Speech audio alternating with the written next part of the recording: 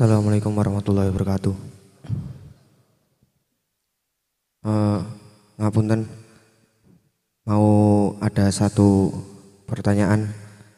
Ini saya mendengar dari beberapa teman, katanya dokter pernah berada pada golongan-golongan Wahabi. Dan pertanyaannya adalah alasan ataupun sudut pandang dokter kenapa bisa berubah haluan dari Wahabi tersebut menuju Ahlussunnah, itu bagaimana? Itu pertanyaan utamanya. Tapi ada sedikit pertanyaan tambahan karena ada pepatah yang mengatakan kalau ingin mengenal musuhmu maka kenalilah medan perangmu. Lalu saya menjadi penasaran bila mana nanti saya perlu memerlukan perang adu mulut mungkin dengan golongan-golongan yang menyalahi Ahlussunnah wal Jamaah. Saya perlu tahu medan perang saya, yang mana begini. Bagaimana sudut pandang Wahabi tentang Ahlussunnah hingga mereka banyak menyalahkan Ahlussunnah? Demikian pertanyaan saya, dokter. Terima kasih. Atas nama siapa? Atas nama Fikri Muh Ansor. Fikri Muh Ansor. Kelas? Kelas 2 Ulia A, anak Pak Habibullah. 2 Ulia A, putranya Pak Habibullah. Oke. Terima kasih Buya. Untuk pertanyaannya, dari Kalimantan Tengah, Pangkalan Bun, Kecamatan Pangkalan Lada. Terima kasih untuk kamu kesini pakai renang ya? Iya, renang. Ya, langsung dijawab. Alhamdulillah saya dulu pernah ikut, Allah takdirkan ikut kajian-kajian Salafi Wahabi. Karena mencari, dan lucunya itu setelah khalwat Pak Kiai. Saya khalwat umur 13 tahun, setelah itu baru kemudian mengenal. Kenapa kemudian saya ikut? Satu hal yang menarik dari kelompok Salafi Wahabi itu adalah ilmu hadis. Itu yang menarik. Ini yang banyak orang-orang santri-santri kemudian mengira, oh ini yang benar Ahlussunnah yang begini nih. Hadis riwayat fulan. Gitu. Kalau nyebutin hadis tuh pakai hadis riwayat fulan. Rawahul Bukhari fi sahihi. Disahihkan oleh Albani. Nah, di belakangnya ada begitunya tuh. Itu bikin kita semangat. Akhirnya adalah 2 tahun lebih sampai 3 tahun. Kok malah saya musuhan sama teman saya sendiri. Musuhin guru saya sendiri. Bahkan suul adab kepada orang tua. Bapak saya dulu senang dengerin musik Ebit GAD. Kayaknya pakai hafal tuh lagunya tuh ya. Saya dengar suara pakai enak soalnya ya. Itu di rumah saya lemparin pakai ke belakang, ke parit. Cium, tuh nanti ada lagu Dewi Yul. Cium, ya. Kamu kan tahu kan Dewi Yul kan? Udah nggak tahu. Itu zaman-zaman kita dulu tuh ya, Betaria Sonata. Saya ambil lempar semua. Bahkan tip saya rusak. Ini akibat belum tazkiyah sudah dapat ilmu. Jadi ganasnya ini belum dilembutkan, belum dijinakkan. Dia harus dijinakkan dulu. Keberingasan dalam diri, baru diajarin ilmu. Kalau udah jinak ini, udah muncul al-uns billah, baru diajarin ilmu. Maka tambah ilmunya, dia tambah lembut. Dalam kelembutan itu ada kekuatan yang azim. Kekuatan yang luar biasa. Kalian tahu orang-orang militer, polisi militer sama. Itu kalau mereka keras di kantor, di rumahnya lembek semua itu. Letoy di rumah itu udah ya. Sama istrinya yang tidak sekuat dia. Emang begitu. Kuat badannya, kuat gertakannya, emosinya. Di rumah takluk. Rata itu 90%. Kan yang ngomong kawan saya sendiri, yang anggota ya kan. Kok bisa begitu? Ya begitulah adanya. Suami-suami, miswa, al-khaifin. Yang punya sifat khauf. Orang la khaufun alaihim walahum yahzanun. Makanya canda kiai-kiai, kalau mau jadi wali, nggak boleh takut sama istri. Kan la khaufun alaihim walahum yahzanun. Hormat, tapi nggak khauf ya. Lalu saya nggak berhenti berguru. Di saat saya lagi ikut kajian-kajian Ustadz Salafi, jadi saya dulu berguru ke Ustadz Salafi tamatan Al-Azhar Mesir. Ini kan lucu. Al-Azhar itu kan kayak Nahdiyin. Persis sama nggak jauh beda. Bermazhab, berakidah Asy'ariyah Maturidiyah, bertasawuf. Maka kalau ada lulusan Al-Azhar anti tasawuf, anti Asy'ariyah, anti kepada ilmu-ilmu yang kita pakai sekarang, itu dicurigai dia nggak ngaji di Al-Azhar itu. Ngajinya di pojok-pojok itu nggak jelas. Ya, di yayasan-yayasan sekitar Al-Azhar dulu. Dan itu terjadi. Saya dulu ngaji ke mereka. Maka ketika ketemu masyaikh-masyaikh dari Al-Azhar, saya kemudian lapor ke beberapa mereka. Afan Sidi, kok khirij Azhar, murid-murid antum pulang bukan bawa akidah Azhar. Akhirnya orang kampung saya melarang anak-anaknya berangkat ke Al-Azhar. Salah satunya saya. Saya kan gak jadi berangkat. Beasiswanya ada. Istikharah 3 bulan baru ketemu Jakarta. Ternyata di Jakarta ada ahli hadis. Di Jakarta ada ulama setiap minggu datang. Minggu ini ulama ini datang, minggu besok. Dan itu saya ambil kesempatannya. Lebih sering ketemu ulama saya daripada kawan-kawan di sana.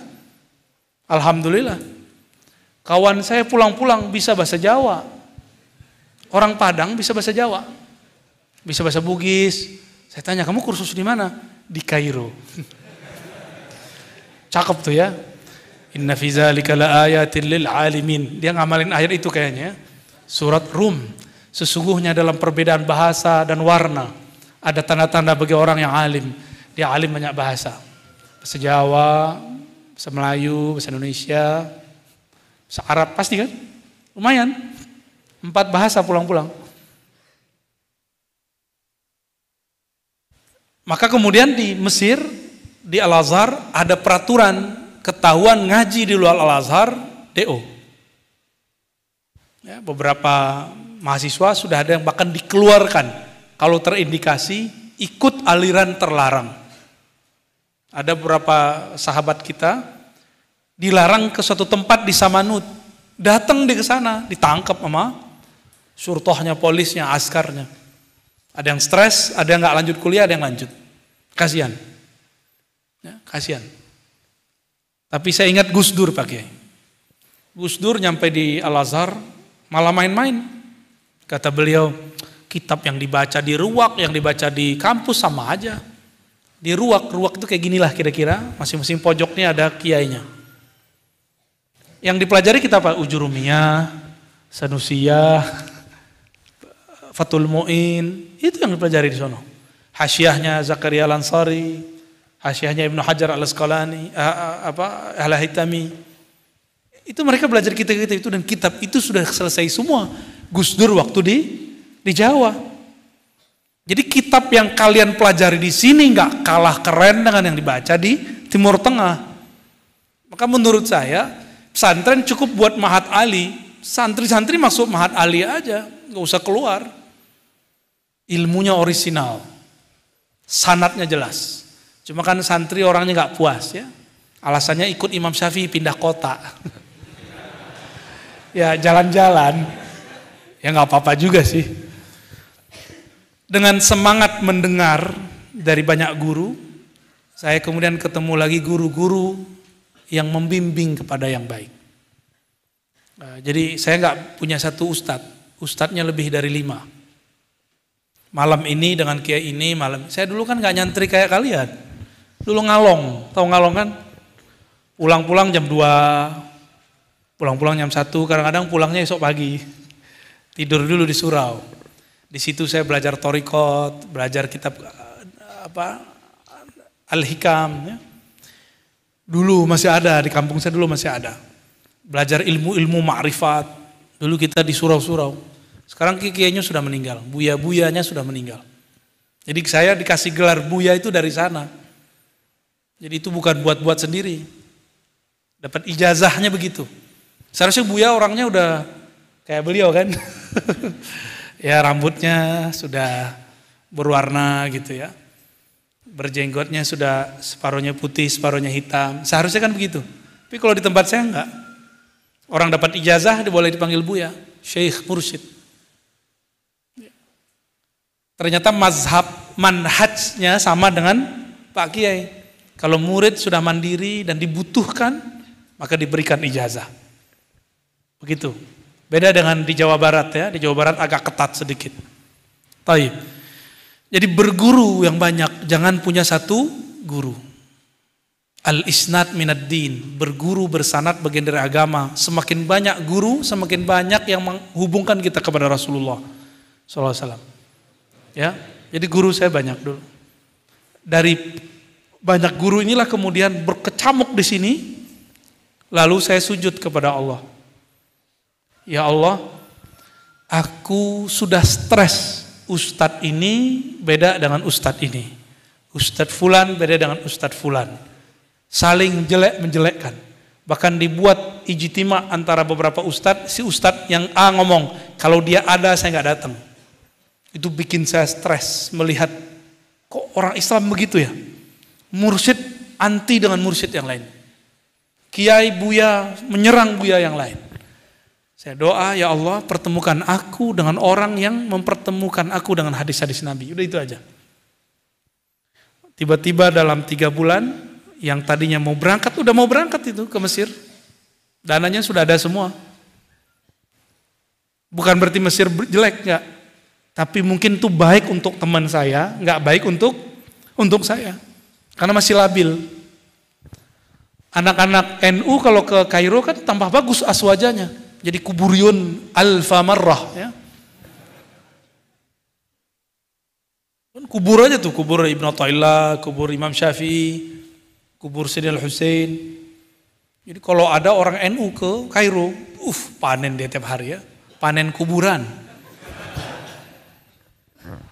Saya ini enggak senang ziarah kubur dulu, baru senang ziarah kubur setelah bertorikoh yang serius. Baru ngerti, dulu itu kita gaya.